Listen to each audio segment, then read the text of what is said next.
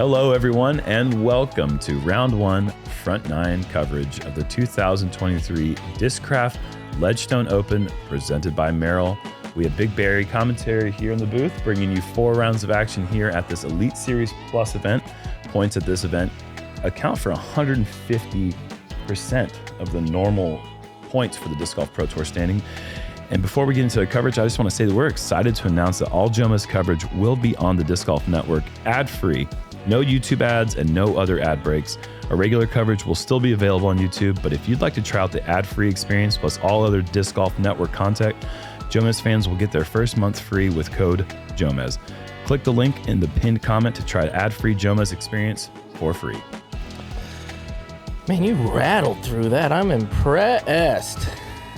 I am impressed. This is a temp course, just so you know. This isn't here all the time, so... Back in the day, 2019, Pro Worlds was here, in case you didn't know. Oh, if you haven't watched the finish of that event, you have to go watch Macbeth as he wins his 5th world title. Spoiler alert, but it was an incredible effort put up by Ricky Wysocki trying to track him down, shooting an 1100 graded final round. 14 under, I think. Yeah. Hole 5 and 6 out here are the brutal ones, and we're going to get into those after we introduce our players here.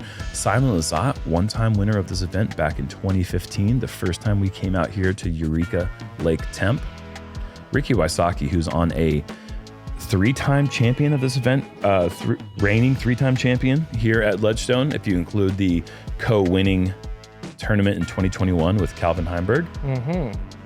Corey Ellis, kind of hot right now. He's hot right now. Winner of the 2023 European Open. First time going overseas, first time winning a major. Both happened in the same trip. And Chris Dickerson, obviously Discraft event. We're going to have a huge Discraft superstar, Chris Dickerson, out here doing Chris Dickerson things, we hope. And let's get the round started. Hole 1, par 4, 633 feet over the water. Anything over here. Just turn it over here and then throw a little 250-foot up shot to the pin. The mistake is hyzering out into the water. You see that a lot. From Shrewsbury, Massachusetts, Simon Lizotte. And it's really hard to go too far and turn your disc over the path. So that we don't see that a lot. It can happen when it gets really windy. Only time you ever see anyone go be right is if they turn it over like where the red shirt is over there, the spotter, and it's still turning. But if you have any hyzer on your disc at all as it gets over this hill, you hardly ever see anyone go out of bounds long. In fact, I've actually never seen anyone go out of bounds long unless it turned over. Yeah. Next off the box, from Scottsdale, Arizona, 3-time defending champion, 2-time world champion, Ricky Wysocki. Ricky Wysocki playing these courses so well over the past 3 years. The combination of the open out here at Eureka with the woods over at Northwoods Black really gets to showcase his immense skill. And big drive to the safest, deepest point of the fairway. Flat spot to run up to, which is helpful. Next up, from Barbersville, West Virginia, Corey Ellis. My name's Corey Ellis from Barbersville, West Virginia, sponsored by Discraft. Since last year, I've moved up onto the elite team for Discraft, which has allowed me to be able to bring my wife Molly on the road with me, and they've set up a website for me, and everything's been going pretty smooth so far. Molly and I got married in October last year, just after the season ended. I'm glad that she's out here on the road with me. Last year at D-Glow, there was a close call. I almost got the win. That time of year, right in the midst of the summer, I always tend to get into full stride. I think it's just we get into the swing of the tournaments and you just get into a rhythm, and I think that's when a lot of players become more consistent. And another close one at MVP, battled all the way down the stretch, birdied 4 or 5 holes in a row to just come up short and miss the island. Those tough losses definitely help build with being able to handle the pressure in those situations. I've been told before that you can only get that experience from being in the situation. You can't replicate it in the practice field. You have to put yourself there. And I think continuing to do that is the only way to handle the pressure. Now this year I found myself in contention to win the European Open and threw some clutch shots coming down the stretch to get that win. Don't let anyone ever tell you that dreams don't come true, because I'm living proof that they do.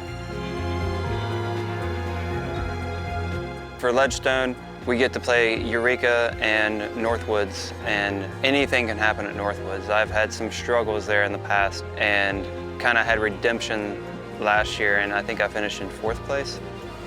And I'm excited to attack this course and stay in bounds and stay in the fairway at Northwoods and just try to make my putts and see what happens.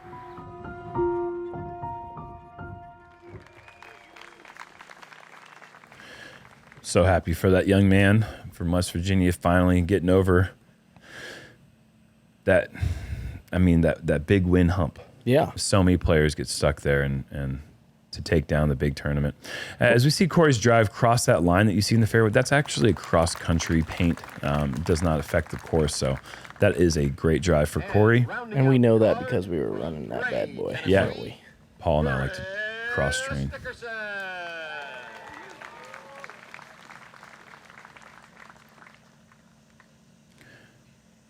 When the wind is down, like it is today, this hole is just Chump change for these guys. I mean, this is just as simple of a tee shot as you're going to get. The distance is not a factor for these guys at all.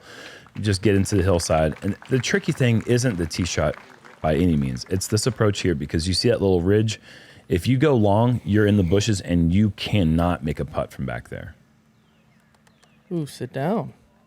If you hit the top of that and you go down in those little shrubberies, it's kind of tough. I don't see a lot of people actually make it to the water either. Well, this is very surprising because there is opportunity for OB. Yeah. Like once you get to that initial, a little bit short there for Corey, but once you get to that initial brush line, it seems like there's nothing stopping you from going OB long. How many people have you seen going to drink right there? I feel like they all stop. Not through the woods, but left short, where you can see the lake. I've seen a few people find their way down there.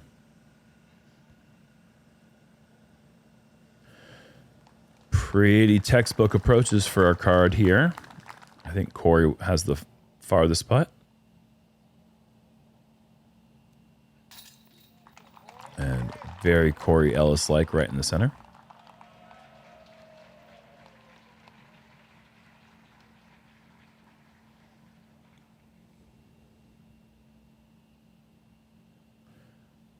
As Chris makes that just outside bullseye. A little flutter, a little left side, but too close to miss. Did a backflip. That thing had some crazy flight for a 16-foot putt. But we will have a star frame on the first. No surprise. I think in the first 3 holes, you're looking to get at least 2 under. I mean, this is a pretty soft-ish start for how the rest of the event can play at different times. There's a middle section of this course that plays pretty easy as well, but you definitely want to get off to a good start, because once you get to 4, 5, and 6, the course really starts to get tough. Yeah. Hole 2, par 4.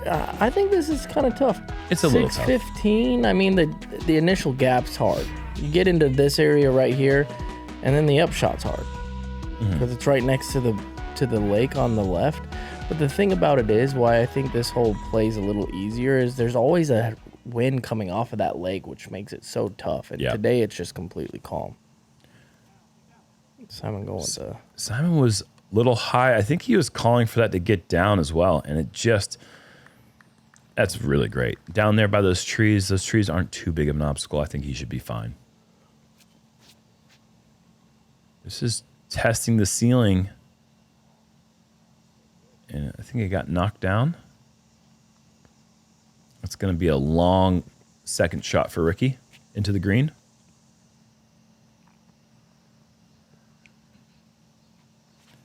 Corey lining up a roller and hitting the first available.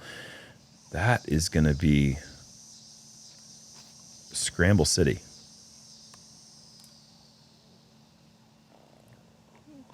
Still good. Yeah, still fine. Obviously, that hurt it significantly for the distance, but still in the middle. Wow, has to go stand still through a gap. Corey turns this one over, and I don't think there's any coming back for this one. No. And that line to his left is also the cross country. Yes, that continues here. You can actually see our footprints right there if you look closely in the grass. Because we're fatties. Not where I was going with that, Paul. oh yeah. No, Because we're working so hard. We're so hard at work. Rick, another tree hit. That's going to leave him a pretty challenging. I mean, that where his disc just hit a tree is where he wants his drive to land. In fact, I think he's normally landing past that, so he's going to have a long approach to try to save the par. Meanwhile, Chris is going to have a look for the birdie just inside the circle. Putter better not be doing backflips from that distance, let me tell you. A little tougher. Simon trying to go low ceiling, and if you like low ceiling, you got low ceiling coming up because he's going to have no look at the pin. Yeah, it's like you want the skip, but then you kind of don't. And then it sticks. Like this is going to skip.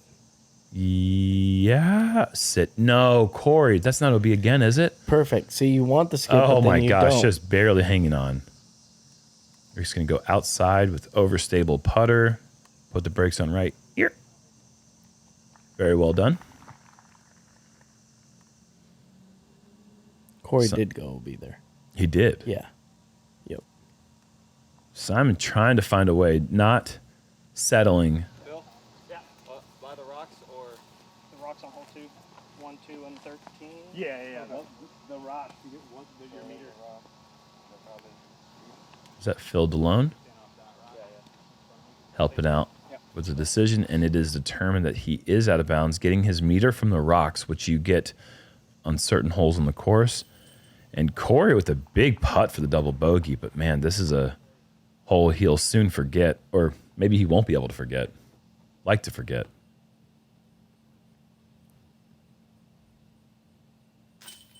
Meanwhile, Chris with half the score with a single birdie.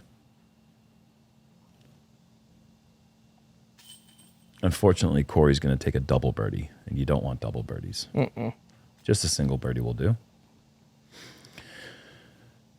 And par saves for Ricky and Simon.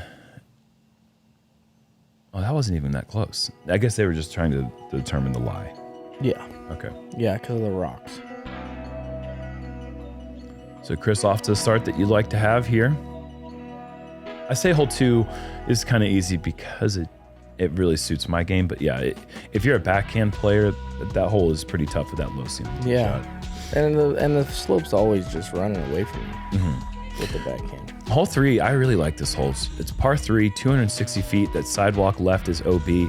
But it's right there in front of you. It seems so simple, yet it just never plays simple for some reason. Chris going the wide hyzer line. We've seen several players do this in the past, and Chris just nails the line. That's awesome. Tight line, but it's there. And it kind of saves you from that path on the left. Yeah, I like that too, because a lot of the backhands that go up the middle hit a tree and kick OB. Like this is just like, oh my gosh, go in the basket. Buttery. Simon, but it's scary. You hit any of those trees, you go out of bounds left. Same with the sidearm over the road. If anybody tries that, you're just kind of begging for an OB shot. And I think Ricky's going to go down the middle sidearm just to avoid the potential of the kick back OB. And I think that that's almost by design to go out there to the right. Yeah, that's a good shot from him. I think he did what he wanted. Corey going hyzer, trying to match Chris's line, and just a little too wide. He's actually got some work left in front of him.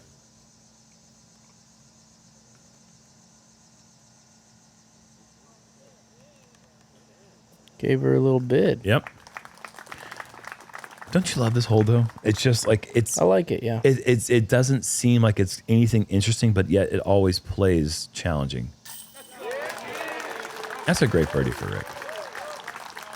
I love it when a player plays an intentional shot away from the pin because it opens up the gap the biggest. It removes all the risk and the anxiety of the shot might present, and then nailing the putt on top of it. He's good at putting. Good hole, Rick.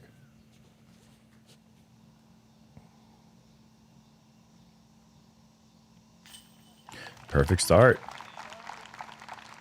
Yeah, but what do you do on 4? I know. 4, 5, and 6. I mean, 4 on the left-hand side, too, it's kind of grown in a bit. yeah. Like it's grown out to where it used to kind of be shaved in a bit, so you had like room to drift it from left to right. As we got a little birdie tap in for A good save for Simon. Corey, but yeah, 3 good birdies on hole 3. Mm-hmm. But yeah, this is these next 3. This is really when the course can go the opposite direction, or if you get through these holes at 1 under, you're feeling like a hero.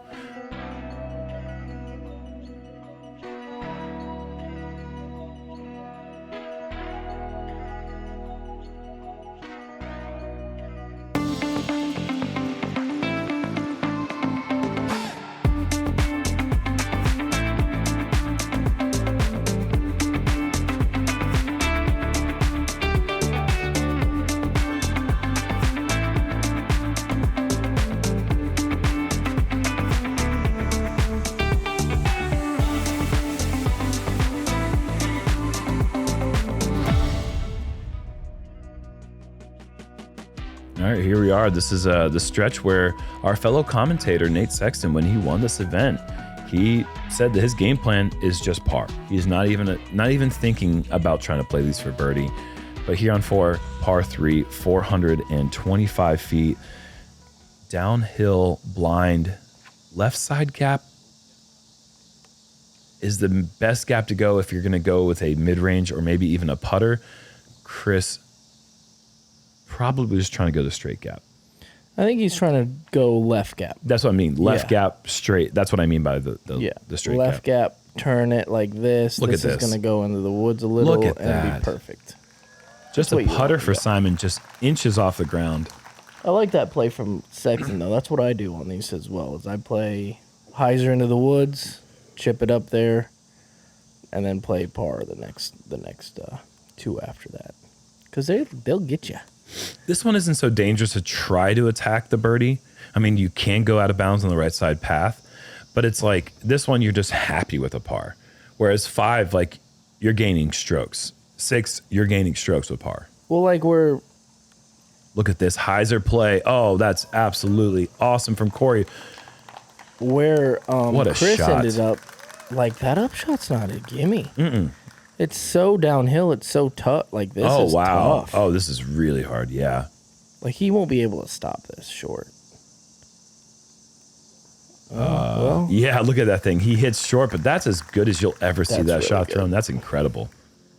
Perfect touch. I'm glad he went deep. Heh. Like, oh yeah, I'll never land that short.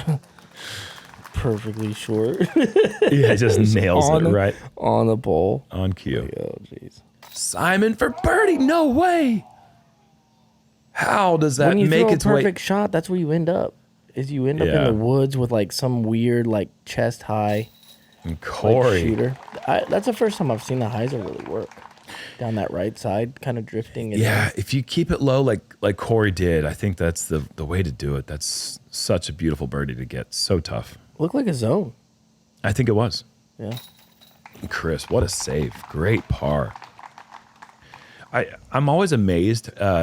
This event has more players than our typical Elite Series, 145 player count, whereas we typically see like 113. So 30 extra players. That being said, still surprised to see that nearly 30 players able to pick up the birdie in this hole. I mean, that's only 20% of the field, 1 out of every 5 players, but still, that seems like quite a bit, considering how hard this hole can play. Nobody going 4 for 4. Yep, but a bunch of people 3 through 4. That's a fantastic start. And here it is, the infamous baseball field hole, once aced by Greg Barsby, and in the same event, Macbeth wedged his drive into the cage. Just unbelievable. 476 feet, got to clear the fence, but you have to control the distance. If you go too long, you're also out of bounds, and any OB shots go to a 355-foot drop zone. And that's just no way that's getting there. No, he doesn't have that sort of power. He's got power, just Oh. not that power. So does that mean that Macbeth aced it? Well, yeah, and they have to go back in the record books and give him the ace now. That's right. Of course not. This is looking better for Chris. That's the right distance. Ooh, barely. I thought that was well over. That just barely cleared the fence, but it just was a little bit flatter, a little bit lower. I think Simon has the leeway to be able to go as high as Corey went. Yeah, see, this looks good. You know what I saw? It looks good. Oh gosh, it just barely is. I saw AB take a neutral left and throw it so high here that it was impossible for it to clear, and it definitely cleared. It was nuts. It went twice as high as a telephone pole. See, I think Rick's in danger, I think. Yeah, that's donezo. Yeah, that's well short. But think too. about wow, I missed AB that by going twice as high as that.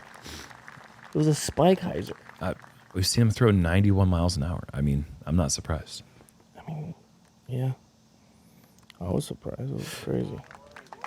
It's impressive. I am impressed, but not surprised.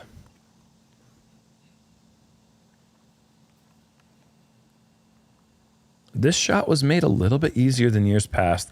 It's now visible from the drop zone. And when the drop zone was just 30 feet left of where it is currently, the corner of the fence got in the way of your visual, and it made that approach, even if you knew it was 355, it made it that much harder. How do you know? I know very well. I know very well. I gave up on this hole. I just lay it up. I think it's smart. I mean, double bogey comes into play so quick. I mean, 355 feet for a drop zone that's a long way. That puts a lot of pressure on the player to execute a shot after just not executing. I went deep one year, and that's when I stopped. I'm like, okay, well. Like too straight, too long? Yeah, too long. Yep. Great birdie for Chris and for Simon. These are great starts. 4 under through 5, 3 under through 5 for Chris and Simon. I mean, once fairways can't hold my power, dude, I mean, what do I do? How do I tone that down? You lay up. You do as every reasonable person does on this hole. If you take a 3, you're gaining. Well, you expect me to throw it high like AB? Like, I could, but I just lay it up, dude. Give me some. I'm going to give you Nux for that so we can stop talking about it. We're going to move on to hole 6. This is the hardest hole in the course. Hole 5 averaged 3.28. This averaged 4.61. So dang. Significantly tougher. Long tee shot to put yourself into position. Even a good tee shot still is going to leave you somewhere between 450 and 490 to the pin. Big decision to be made. You see a lot of people just go OB over and over on this hole. So playing for par is not a bad strategy. And with Chris's 4 under start, I wouldn't be surprised if he's that's just a pitch up. That is no play for the birdie, and I don't blame him.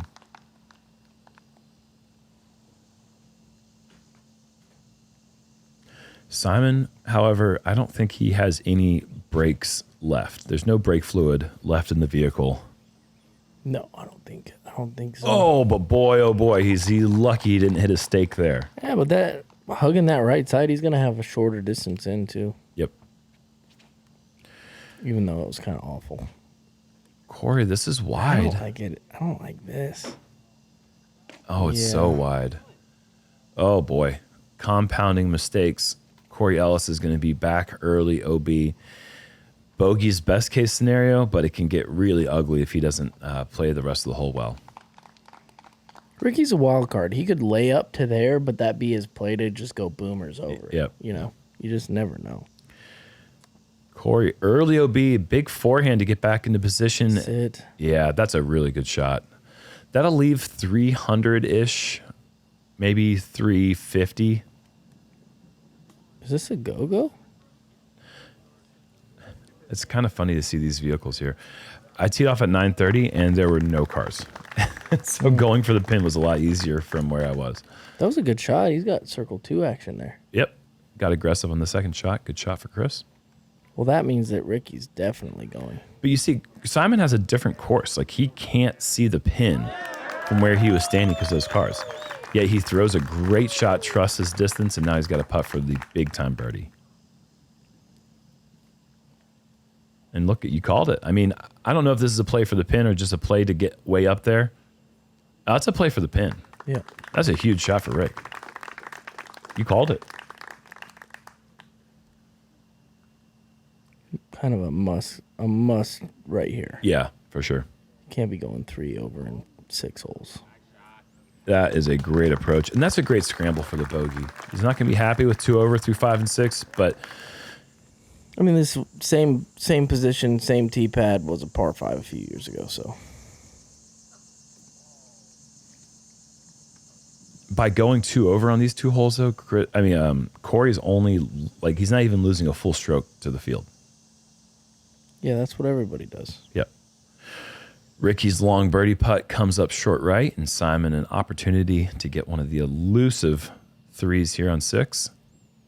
I lay Nails this it. one up because I went for it once off the tee, too far.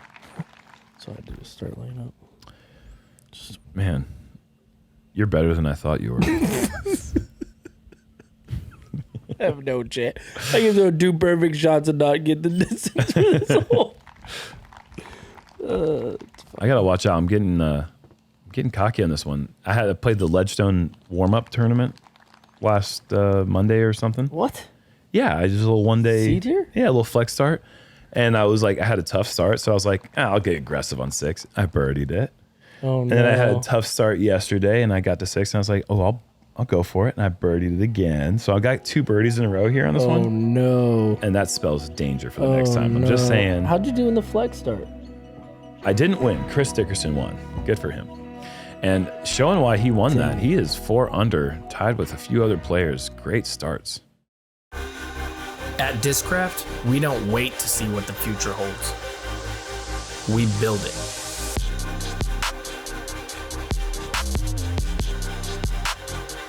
The future is in your hands.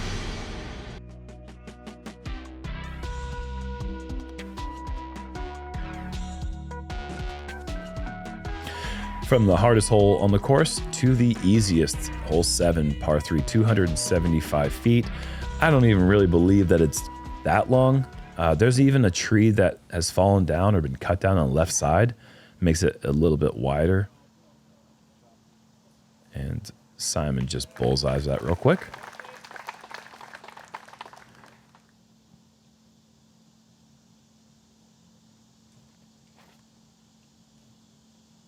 I like that play. Skip it in front of those 2 trees. Oh, okay. You think he's intending to come up short? I don't know right? if he is, but that's my play, is to skip in front of those trees to the right. Okay. And I use like a driver. Okay. Ricky, then- this isn't danger hitting this tree. Oh, goes around it. Yeah, because if you take on those trees, it could be bad news. Goes deep. Yeah, I get nervous sometimes throwing this hole because I think of worst case scenario. You can actually see the creek on the left. You just lose your favorite Corey, disc. woefully early release. With his backhand putter skills, I'm surprised he didn't go standstill. I don't know what his preferred straight putter is, but Standstill putter. yeah, but like Luna or I don't know what he throws, but I'm shocked to see that result there. Ricky with a good putt. Day before the tournament starts, I'm playing this hole with Simon. And I said, we all throw our practice shots and we're done throwing as Chris lines up this 15-footer. Nails it. And I said, all right, Simon, before we start walking down the fairway, go ahead and throw an ace real quick. And he said, get your phone out. I was like, oh boy, this is exciting. So I get my phone out, throws one shot, hits the cage. Just on command, one shot. That's how good he is. I'm like thinking to myself, why don't you just do that? Why don't you just say, hey, I'm going to ace this hole and then just do it. If you can do that, then do it. But he's not a cocky man, you know. He's not trying to go out there and just showboat everyone. He's out there to try to win tournaments. So I respect about, that. Like the most showboaty you can be. Win a tournament. Come on, dude. Well, they're showboating right now, 5 through 7. That's just getting it done. The front nine's, I think the back nine's got the scoring potential. The front nine is like, let's get through it.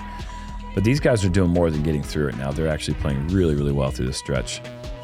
Yeah, this is another tough one. I think 793. Oh, yeah. You can go down the middle as far as you can. That makes the birdie easier. But a lot of these guys are going to go hyzer. I think hyzer around all these trees, get in position, leave yourself about 320, 350 in.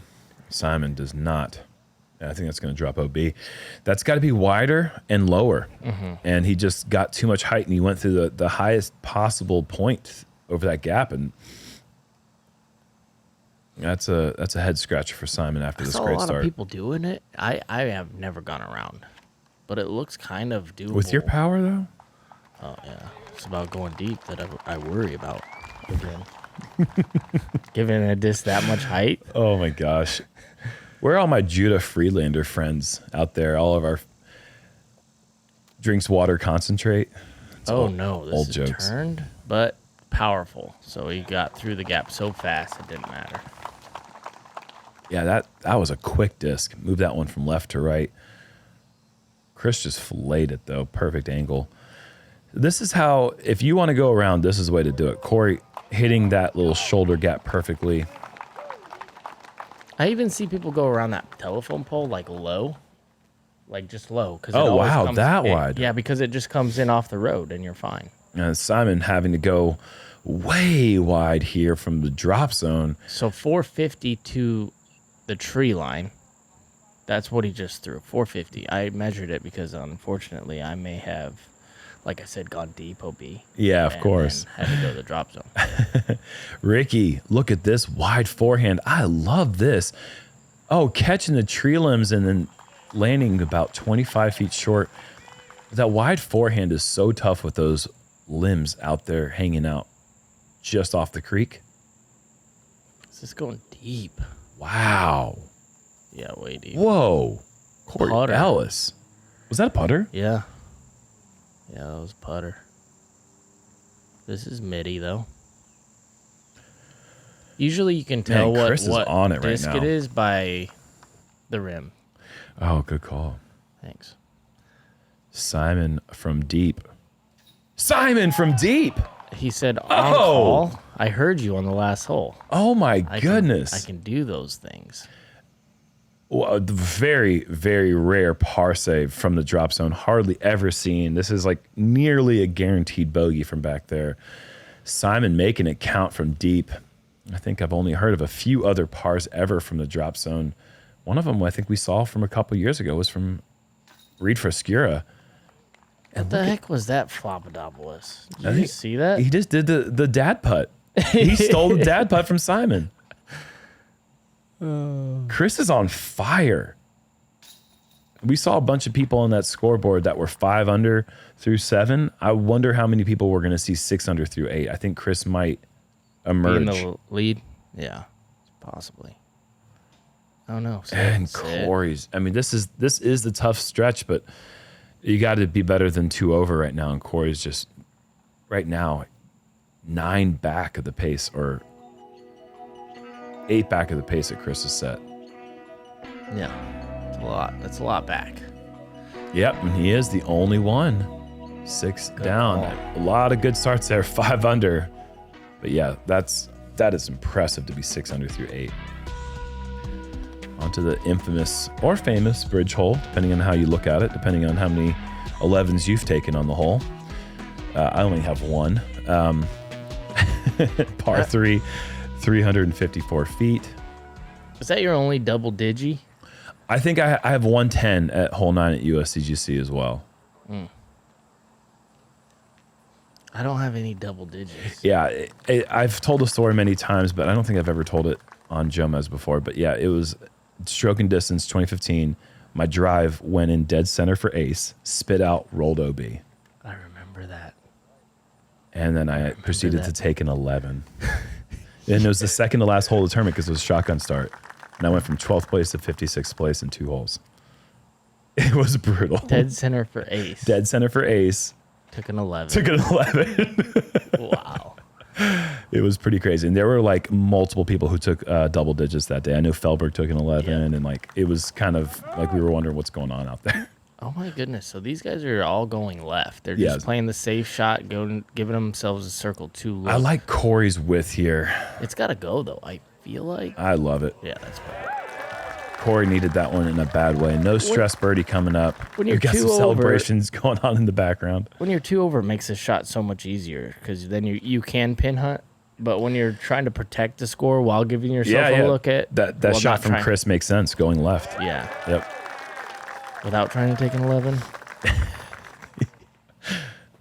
I've recovered. I'm okay now. Simon after that big, long 90-footer. Not the same height, and that will be a par. Let's see you flop this one in, buddy. Nope. Very conservative. Yeah, he's going to be disappointed with that. This one will not be conservative. Yes. Wow. I wonder what Ricky shot on the front 9. I can't remember when he had that 14 under course record. I wonder if he got as low as Chris is right now, or if he just did most of the work in the back 9, which is what most people do when they shoot the hot rounds here.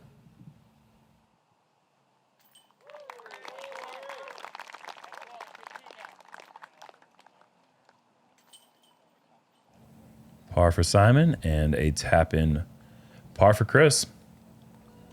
6 under start is a great one, and he's going to be matched by 4 other players. So 5 players with a hot 6 under start. Definitely getting the job done there. But that's the front 9 there.